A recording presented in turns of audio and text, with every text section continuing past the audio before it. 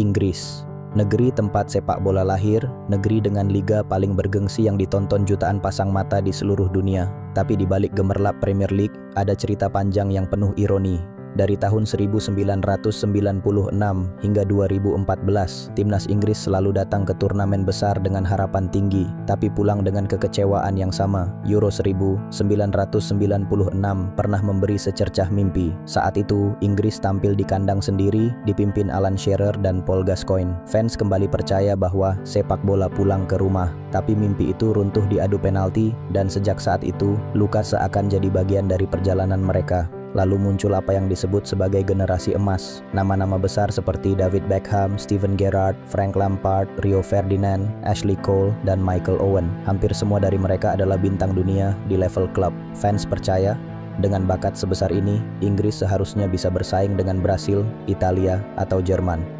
Harapan membumbung tinggi. Media menyebut mereka sebagai skuad terbaik sejak 1966 tahun terakhir Inggris meraih trofi Piala Dunia. Namun kenyataannya berbeda. Generasi emas itu tak pernah benar-benar bersinar di panggung internasional. Mereka terjebak dalam rivalitas klub, kesulitan menemukan keseimbangan, dan berulang kali tumbang di momen krusial. Adu penalti, kartu merah, hingga drama kecil di luar lapangan membuat mimpi juara semakin menjauh. Dan ketika memasuki era baru dengan Wayne Rooney sebagai bintang utama, Inggris tetap belum bisa keluar dari bayang-bayang kegagalan. Sampai akhirnya, Piala Dunia 2014 menjadi titik nadir, tersingkir di fase grup dengan wajah generasi emas yang memudar dan harapan fans yang kembali patah. Inilah kisah panjang timnas Inggris dari 1996 hingga 2014, sebuah periode yang seharusnya jadi masa kejayaan, tapi justru meninggalkan tanda tanya besar. Mengapa tim dengan pemain kelas dunia tak pernah bisa jadi juara?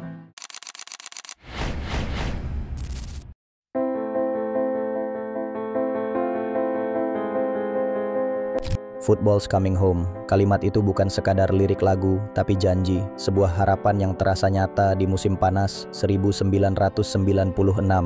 2 tahun sebelumnya, Inggris bahkan tak hadir di Piala Dunia Amerika Serikat. Mereka gagal lolos ke Piala Dunia 1994, sebuah tamparan keras bagi negara yang mengklaim diri sebagai tempat kelahiran sepak bola.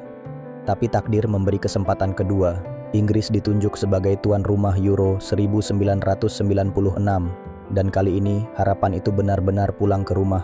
Pelatih Terry Venables memimpin skuad penuh pengalaman dan kualitas. Alan Shearer, Paul Gascoigne, Tony Adams, David Platt, hingga Teddy Sheringham menjadi tumpuan. Mereka disokong generasi baru seperti Gary Neville dan Steve McManaman. Turnamen dimulai dengan tekanan besar. Hasil imbang melawan Swiss di laga perdana langsung mengundang kritik. Tapi Inggris menjawabnya dengan performa luar biasa. Mereka menaklukkan Skotlandia, lalu membantai Belanda 4-1. Gol dicetak oleh Alan Shearer, 2 gol, dan Teddy Sheringham, 2 gol. Penampilan terbaik Inggris di turnamen besar dalam puluhan tahun terakhir. Wembley bergemuruh, spanduk Football's Coming Home bertebaran di tribun. Lagu Three Lions berubah menjadi semacam doa nasional. Rasa percaya mulai tumbuh, mungkin ini saatnya. Di perempat final, Spanyol disingkirkan lewat adu penalti. Sebuah momen langka bagi Inggris, negara yang selama ini dikenal rentan di babak tos-tosan. Tapi semifinal menghadirkan mimpi buruk yang sudah terlalu familiar. Jerman, laga berjalan ketat, skor 1-1 bertahan hingga perpanjangan waktu. Dan seperti yang sering terjadi, adu penalti jadi penentu. Semua eksekutor sukses, hingga giliran Gareth Southgate. Tendangannya lemah, mudah ditepis, dan Inggris kembali tersingkir di rumah sendiri, lewat adu penalti.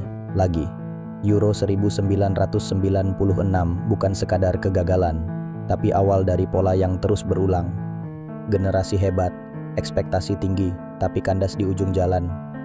Namun, satu hal berubah. Rasa percaya itu mulai tumbuh, bahwa Inggris tak hanya punya sejarah, tapi juga masa depan. Pasca Euro 1996, harapan terhadap tim nasional Inggris kembali tumbuh. Turnamen itu membawa angin segar, sebuah optimisme bahwa masa kejayaan mungkin saja kembali. Tapi sepak bola nggak pernah memberi ruang terlalu lama buat bernostalgia. Yang dibutuhkan adalah konsistensi.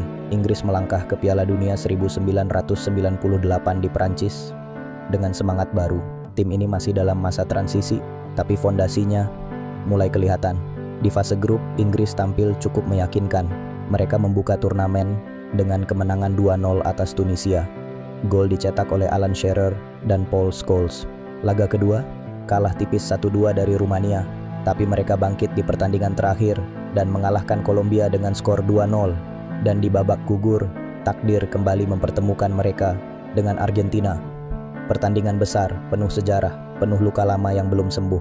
Semua orang Inggris masih ingat momen tangan Tuhan milik Maradona di tahun 1986, sebuah gol curang yang mengubur mimpi mereka di masa lalu.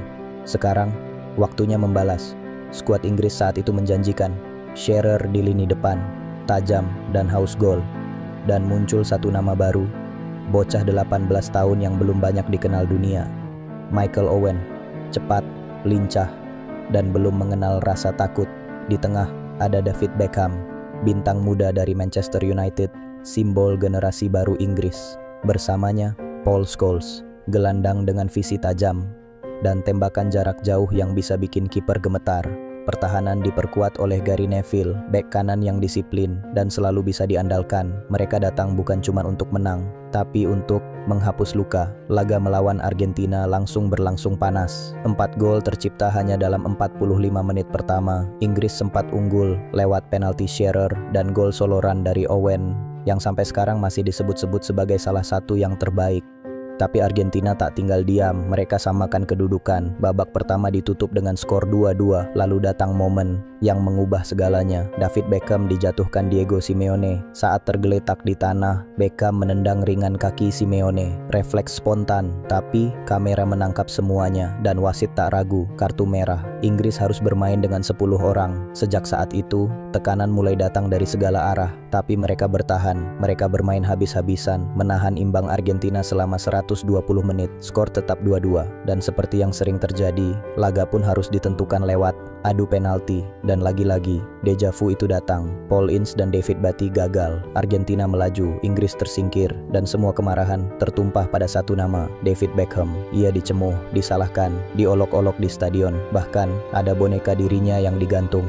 Padahal, itu bukan semata-mata kesalahannya, tapi itulah cerita lama yang kembali terulang. Adu penalti, tekanan besar, dan Inggris yang belum pernah benar-benar siap menghadapinya.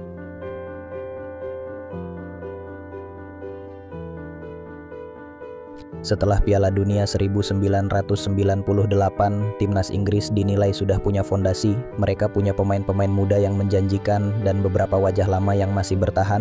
Memasuki era 2000-an, Inggris tengah membentuk sebuah generasi yang diyakini bisa mengubah segalanya. Sebuah generasi yang muncul di saat liga domestik mereka, Premier League, perlahan berkembang menjadi liga terbaik di dunia. Golden Generation, generasi emas. Begitulah media menjuluki mereka. Sekelompok pemain luar biasa yang sebagian besar berasal dari 4 klub besar yang dulu dijuluki Big Four, Manchester United, Liverpool, Chelsea, dan Arsenal. Mereka masih muda, mereka bermain cepat, agresif, dan rutin tampil di level tertinggi setiap akhir pekan di Premier League. Bayangkan kombinasi nama seperti David Beckham, Steven Gerrard, Frank Lampard, Paul Scholes, Rio Ferdinand, John Terry, Ashley Cole, Michael Owen, Wayne Rooney, Sol Campbell, nama-nama yang satu persatu yang pernah disebut sebagai salah satu yang terbaik di dunia di posisi mereka. Di atas kertas, ini adalah skuad yang bisa menaklukkan dunia. Tapi sepak bola tak pernah sesederhana itu. Tahun 2000, Inggris datang ke Euro dengan kondisi yang belum sepenuhnya stabil. Pelatih mereka saat itu adalah Kevin Keegan, mantan striker yang dikenal bersemangat dan berapi-api.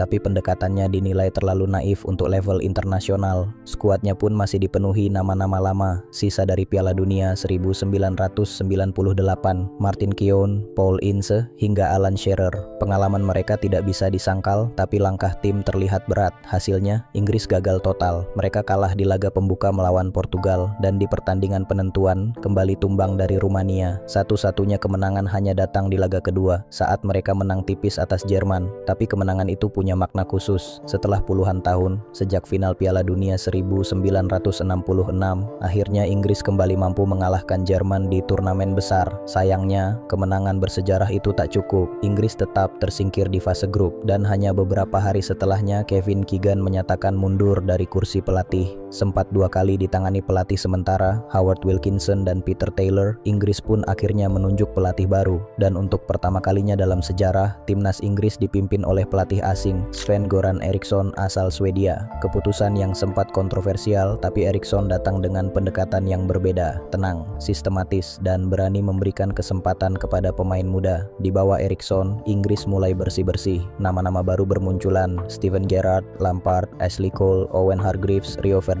dan Jamie Carragher. Ini awal dari transisi menuju generasi emas. Namun momen yang benar-benar membangkitkan kembali semangat publik Inggris datang pada 1 September 2001, laga kualifikasi Piala Dunia 2002, Jerman versus Inggris di Munich. Jerman unggul lebih dulu, tapi setelah itu Inggris mengamuk. Michael Owen mencetak hat-trick, Steven Gerrard dan Emil Heskey menambah 2 gol lagi. Skor akhir, Jerman 1-5 Inggris, salah satu kemenangan tandang paling bersejarah dalam sejarah sepak bola Inggris atas Jerman.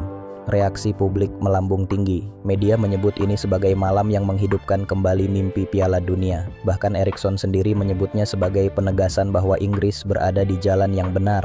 Kemenangan itu jadi penentu. Inggris lolos otomatis ke Piala Dunia 2002 setelah bersaing ketat dengan Jerman di grup. Di turnamen utama, Inggris tampil cukup solid. Mereka tergabung di grup yang tidak mudah bersama Swedia, Argentina, dan Nigeria. Tapi mereka berhasil lolos. Dan di antara semua laga itu, satu momen paling dikenang adalah saat menghadapi Argentina, tim yang menghentikan mereka lewat adu penalti 4 tahun sebelumnya, tim yang menjadi musuh abadi sejak insiden gol tangan Tuhan di 1986. Kali ini Inggris menang 1-0. Gol dicetak lewat penalti David Beckham, pemain yang dulu jadi kambing hitam di Piala Dunia 1998 karena kartu merah. Hari itu Beckham berdiri sebagai kapten, dan di depan jutaan mata dia menebus kesalahan masa lalu, bukan dengan kata-kata, tapi dengan gol. Dan dengan itu Inggris akhirnya menundukkan Argentina untuk pertama kalinya di Piala Dunia sejak 1966. Di babak 16 besar, Inggris menghancurkan Denmark 3-0. Tapi ujian sesungguhnya baru akan datang. Inggris tiba di perempat final dengan harapan tinggi. Lawan mereka, Brasil, tim penuh bakat. Tapi Inggris tak gentar. Mereka bahkan mencetak gol lebih dulu lewat kecerdikan Michael Owen yang memanfaatkan kesalahan barisan belakang Brasil. Satu sentuhan, satu penyelesaian klinis. Inggris unggul 1-0 dan keyakinan mulai tumbuh. Namun, Brasil membalas sebelum babak pertama usai. Lewat aksi Ronaldinho dari tengah, ia melihat celah di lini pertahanan Inggris. Bola dialirkan ke Rivaldo yang menyamakan kedudukan lewat sepakan terukur. Babak kedua, Brasil kembali menyerang. Lalu datang momen yang masih dibicarakan hingga kini. Ronaldinho mengeksekusi tendangan bebas dari jarak jauh. Bola melambung, melengkung, dan masuk di atas kepala David Seaman. Satu gol yang mematikan semangat Inggris. Tak lama kemudian, Ronaldinho di kartu merah. Brasil bermain dengan 10 orang. Tapi justru sejak itu, Inggris tidak mampu memanfaatkan situasi. Mereka bermain pasif, kehilangan arah, dan gagal menciptakan ancaman berarti. Media langsung bereaksi. David Seaman dihujani kritik karena gol dari Ronaldinho dianggap sebagai blunder fatal. Sementara Sven-Göran Eriksson dinilai terlalu pasif dari sisi taktik. Tak ada perubahan, tak ada tekanan. Padahal Brasil hanya bermain dengan 10 pemain. Para pendukung kecewa, bukan sekadar karena kalah, tapi karena caranya. Kemenangan sudah sempat di depan mata, tapi akhirnya menguap. Dan di mata banyak orang, inilah momen di mana Inggris seharusnya bisa lebih.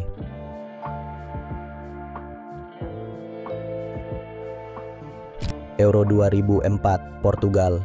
Inggris datang dengan generasi emas. Di atas kertas, skuad ini lengkap.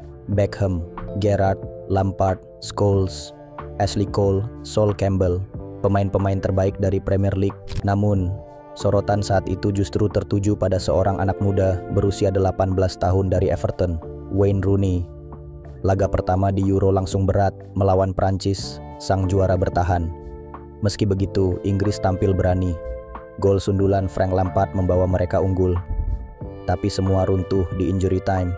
2 momen dari Zinedine Zidane, tendangan bebas di menit 91 dan penalti di menit 93 membalikan keadaan. Inggris kalah 1-2. Namun, setelah kekalahan itu, muncul bintang baru. Wayne Rooney tampil menggila di 2 laga berikutnya. 2 gol ke gawang Swiss, 2 gol lagi lawan Kroasia. Inggris lolos ke perempat final sebagai runner-up grup, dan Rooney jadi top scorer sementara. Dunia mulai menyebut namanya. Di perempat final, Inggris bertemu tuan rumah Portugal. Michael Owen mencetak gol cepat di menit ketiga. Tapi tragedi terjadi di menit ke-27. Rooney terjatuh usai berbenturan. Ia tak bisa melanjutkan laga, tulang metatarsalnya patah. Dan sejak itu permainan Inggris berubah. Serangan mereka kehilangan tajinya. Portugal terus menekan, dan akhirnya menyamakan skor di menit ke-83.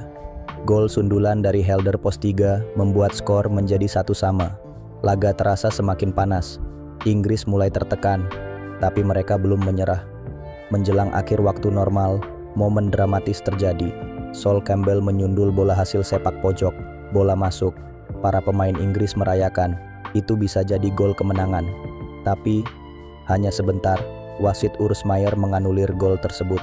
Alasannya, John Terry dianggap melanggar kiper Portugal, Ricardo, sebelum Campbell menyundul bola. Protes dilayangkan dari pemain dan bangku cadangan Inggris. Tapi keputusan tak berubah. Gol yang bisa jadi penyelamat dibatalkan.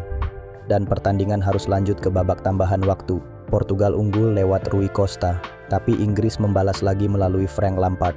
Skor 2-2. Adu penalti tak terelakkan. David Beckham jadi penendang pertama, tapi gagal. Penaltinya melambung. Hingga akhirnya, kiper Portugal, Ricardo, tanpa sarung tangan, mencetak gol penentu. Inggris tersingkir. Dan seperti yang selalu terjadi, setiap kali Inggris gagal di turnamen besar, selalu ada yang disalahkan. Tahun 1996, menyalahkan tiang penalti Gareth Southgate. Tahun 1998, menyalahkan kartu merah Beckham. Tahun 2002, menyalahkan David Seaman dan pelatih Sven-Goran Eriksson. Dan kini, di Euro 2004, mereka punya dua alasan baru. Gol Sol Campbell dianulir, dan Rooney cedera. Mereka tak pernah benar-benar kalah, selalu dicurangi, dikhianati, atau tidak beruntung. Selalu ada narasi pelarian untuk menutupi kenyataan bahwa generasi emas itu gagal memenuhi ekspektasi. Dan sejarah pun mencatat Euro 2004 bukan sebagai kisah kebangkitan, melainkan satu lagi cerita tentang Inggris yang katanya favorit, tapi selalu pulang dengan tangan kosong dan segudang alasan. Setelah kegagalan di Euro 2004, timnas Inggris datang ke Jerman untuk Piala Dunia 2006 dengan harapan yang lebih tinggi. Skuad mereka bertabur bintang, hampir semua pemain berada di puncak karier. Steven Gerrard baru saja membawa Liverpool menjuarai Liga Champions dalam comeback legendaris di Istanbul. Frank Lampard adalah gelandang paling produktif di Eropa bersama Chelsea. John Terry menjelma sebagai bek tengah terbaik Premier League. David Beckham tetap jadi simbol tim dan ahli bola mati. Wayne Rooney, pemain muda berbakat, sedang naik daun sebagai bintang masa depan. Harapan membumbung tinggi. Banyak yang percaya inilah momen terbaik Inggris sejak 1966. Mereka datang bukan sekadar peserta, mereka kandidat juara, tapi di balik kekuatan skuad itu, ada satu pertanyaan besar yang tak kunjung terjawab. Bagaimana menyatukan para pemain hebat ini menjadi satu kesatuan yang solid? Pelatih Sven-Goran Eriksson tetap bersikeras menggunakan formasi klasik 4-4-2. Sistem ini dianggap terlalu kaku untuk era modern, apalagi dengan tipe pemain yang dimiliki Inggris saat itu. Eriksson menempatkan Gerrard dan Lampard berdampingan di tengah, meski keduanya sama-sama punya kecenderungan menyerang. Tanpa kehadiran gelandang bertahan murni, keseimbangan lini tengah menjadi masalah serius. Ritme permainan jadi tidak stabil. Inggris masih mengandalkan pola lama, kick and rush. Bola sering dikirim langsung ke depan tanpa transisi rapi. Permainan mengandalkan kecepatan, duel fisik, dan crossing dari sayap. Serangan memang cepat, tapi minim kontrol. Dan di level turnamen besar, gaya seperti ini mulai ditinggalkan. Meski lolos dari fase grup, Inggris tidak pernah benar-benar tampil dominan. Menang tipis atas Paraguay dan Trinidad dan Tobago, lalu imbang melawan Swedia. Pertandingan-pertandingan itu memperlihatkan betapa sistem lama tidak bisa memaksimalkan potensi skuad ini. Ketika lawan memiliki penguasaan bola lebih baik dan mampu mengontrol tempo, Inggris sering kehilangan arah. Taktik yang terlalu konservatif membuat kreativitas pemain seperti Gerrard dan Lampard justru terbatasi. Di babak perempat final, Inggris kembali bertemu Portugal, lawan yang 2 tahun sebelumnya menyingkirkan mereka lewat adu penalti di Euro 2004. Pertandingan berjalan tegang sejak awal. David Beckham ditarik keluar di menit ke-52 karena cedera. Tak lama setelah itu, Wayne Rooney terlibat insiden dengan Ricardo Carvalho. Ia terlihat menginjak tubuh sang bek saat perebutan bola. Cristiano Ronaldo, rekan setimnya di Manchester United, langsung memprotes keras ke wasit. Hasilnya, Rooney di kartu merah langsung. Dan ketika kamera menangkap Ronaldo mengedip ke bangku cadangan Portugal, gelombang kontroversi pun muncul. Inggris bermain dengan 10 orang, mereka bertahan total selama sisa pertandingan. Portugal mendominasi tapi tak bisa mencetak gol. 120 menit berlalu, skor tetap 0-0. Laga harus ditentukan lewat adu penalti, dan seperti luka yang belum kering, Inggris kembali tumbang di titik putih. Frank Lampard gagal, Steven Gerrard gagal, Jamie Carragher gagal, hanya Owen Hargreaves yang mencetak gol. Sementara kiper Portugal, Ricardo, tampil heroik menyelamatkan 3 penalti dalam satu pertandingan, sesuatu yang belum pernah terjadi sebelumnya di sejarah Piala Dunia. Akhir yang terulang, Portugal menang, Inggris gugur. Untuk ketiga kali secara beruntun, Inggris tersingkir di perempat final turnamen besar.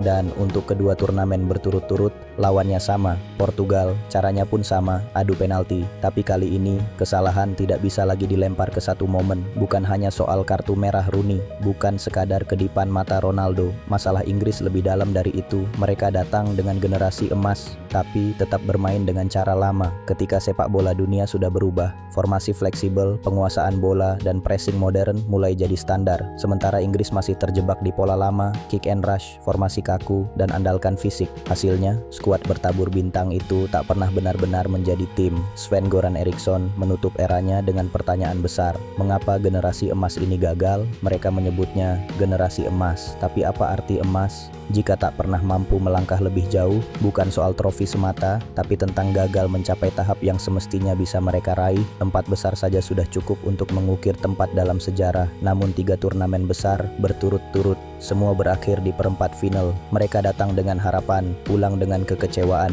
dan meninggalkan tanda tanya besar. Bagaimana mungkin tim sekuat ini hanya berhenti sampai di sini?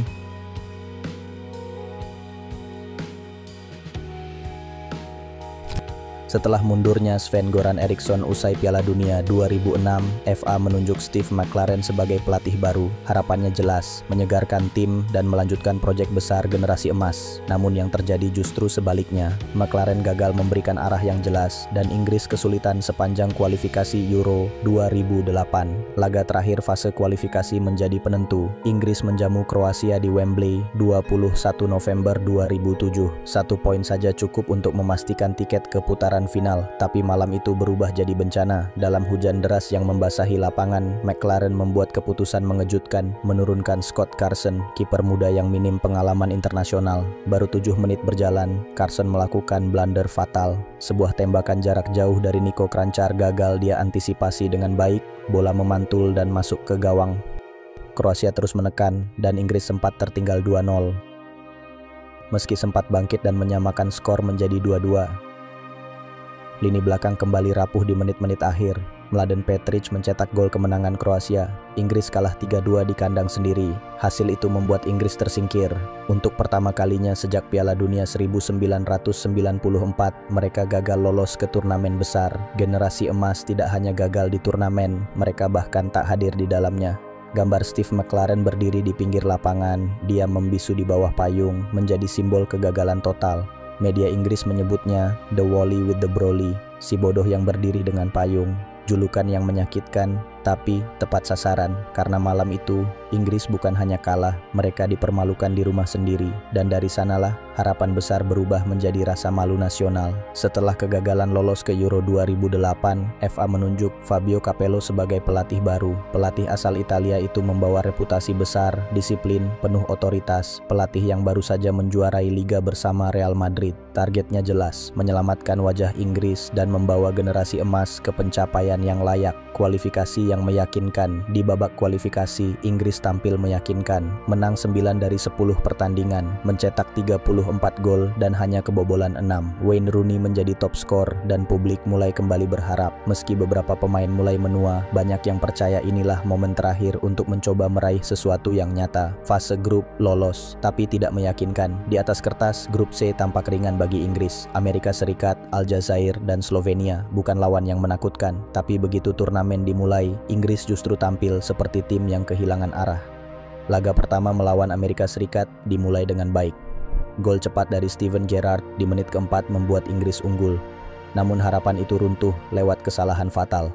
Tendangan lemah Clint Dempsey dari luar kotak penalti semestinya mudah ditangkap, tapi kiper Robert Green melakukan blunder. Bola lepas dari tangannya masuk ke gawang. Skor imbang. Inggris tak mampu bangkit dan laga berakhir 1-1.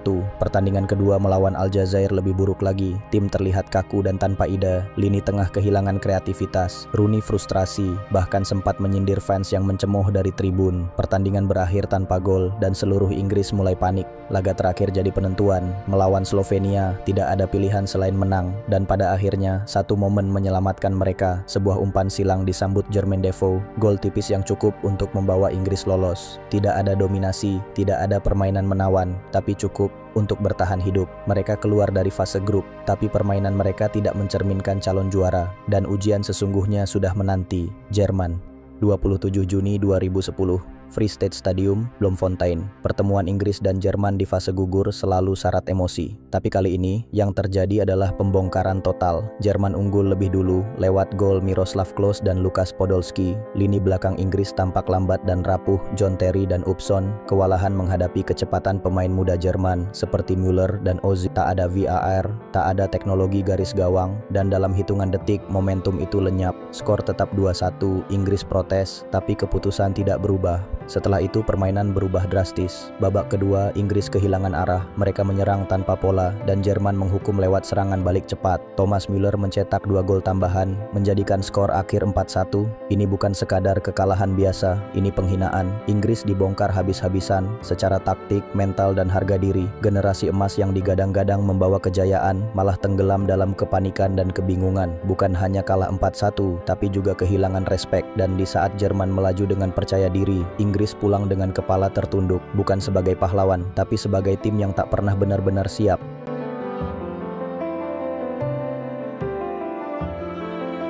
Beberapa bulan jelang Euro 2012, Fabio Capello mundur dari jabatan pelatih timnas Inggris. Pemicunya adalah keputusan FA mencopot ban kapten dari John Terry tanpa persetujuannya. Capello tidak terima, ia memilih mundur. Keputusan ini mengacaukan persiapan tim. Dalam waktu singkat, Roy Hodgson ditunjuk sebagai pengganti. Bukan nama besar, bukan pilihan populer.